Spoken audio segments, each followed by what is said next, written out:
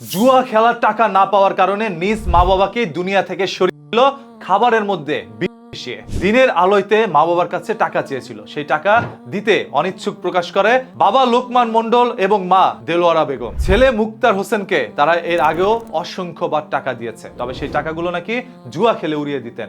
এই তথ্য পাওয়ার পর থেকে সেই ছেলেকে টাকা দেওয়া বন্ধ করে দেয় তার নিজ মা বাবা। আর এই জেদ থেকেই সেই ছেলে খাবারের মধ্যে বিষ মিশিয়ে দিয়েছে বলে অভিযোগ উঠেছে। সেই বিষ খেয়ে যখন অচেতন হয়ে দুনিয়া ত্যাগ করলো মা বাবা, পরদিন সকালের আলোতে ওই ছেলে নিজে আবার এলাকাবাসীকে ডাকিয়ে দেখাচ্ছে, দেখেন আমার মা বাবা তারা দুজন রাগ করে দুনিয়া থেকে চলে গিয়েছে। সেই ছেলে নাকি এই কাজ করেনি, এইভাবেই তিনি কথাগুলো বলছিলেন। তবে তার বিরুদ্ধে উঠে আসা এই অভিযোগ কতটা সত্য হতে পারে আপনি যদি একটু চিন্তা করেন তাহলে বেরিয়ে যাবে। ধরলাম স্বামীর সাথে স্ত্রী রাগ করেছে, এই জন্য স্ত্রী দুনিয়া থেকে চলে গিয়েছে, বা স্বামী স্ত্রীর সাথে রাগ করে স্বামী দুনিয়া থেকে চলে গিয়েছে। একত্রে সন্তানকে রেখে তার মা বাবা কিভাবে করে দুনিয়া থেকে চলে গেল, তাও সেটা আবার তার রাতের খাবারের সাথে মিশিয়ে কেন খেতে হবে? বোতল থেকে সরাসরি খেয়ে নিলেই তো পারতো। এতে করে স্পষ্ট সেই খাবারের মধ্যে বিষ মেশানো ছিল, সেটা তারা জানতো না। তার ছেলে তাদের অজান্তেই এরকম একটি কাজ করেছে এবং সেটা খেয়েই তারা দুনিয়া ত্যাগ করেছে। তদন্ত বেশি একটা করতে হয় না, অল্প একটু ভাবলেই বোঝা যায় আসলে এরকম কাজ কার মাধ্যমে হতে পারে। আর ছেলে যেহেতু জুয়া খেলতেন সেহেতু সে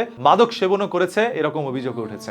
যদি সে মাদক সেবন করে থাকে তাহলে তখন তার মস্তিষ্ক কাজ করে নাই, আর সেই বিকৃত মস্তিষ্ক নিয়েই এরকম একটি কাজ সংগঠিত করেছে। এই ঘটনাটি ঘটে গিয়েছে নওগাঁর মহাদেবপুরে। ওইখানে হিন্দু পাড়া নামে একটি এলাকা রয়েছে, যে এলাকার মধ্যে এরকম একটি ঘটনা ঘটেছে বলে অভিযোগ উঠেছে।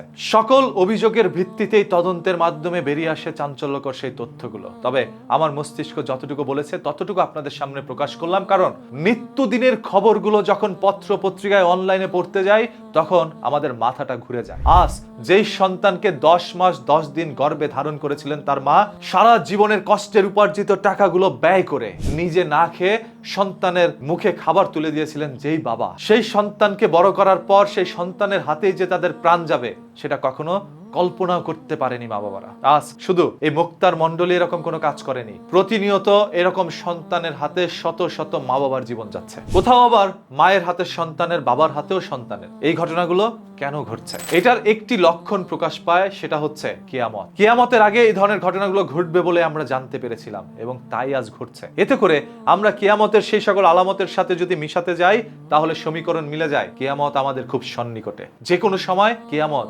সংঘটিত হতে পারে। সেদিন চারপাশ থেকে একটি শব্দই আপনার পুরো পৃথিবীকে উল্টে দিবে। সেই শব্দ কিছুটা কি আপনি পাননি? না, আপনার কানে এখনো আসেনি। ঘরে থাকা ছোট্ট সন্তানটি যখন চিৎকার করে বাঁচার জন্য, তখন সেই চিৎকার আপনার কানে আসেনি। ঘরে থাকা মা বাবা যখন চিৎকার করে তার সন্তানের হাত থেকে বাঁচার জন্য, তখন সেই চিৎকার আপনার কানে আসেনি। আমাদের চারপাশে হাজার হাজার মানুষের জীবনগুলো কেড়ে নেওয়া হচ্ছে, সেই চিৎকার আর্তনাদ আপনার কানে আসেনি। সেদিনই আপনার কানে চিৎকারগুলো আসবে যেদিন কিয়ামত হবে। প্রতিদিনের এই ধরনের ঘটনা, দুর্ঘটনা জানার জন্য চোখ রাখুন নিউজ কিতে।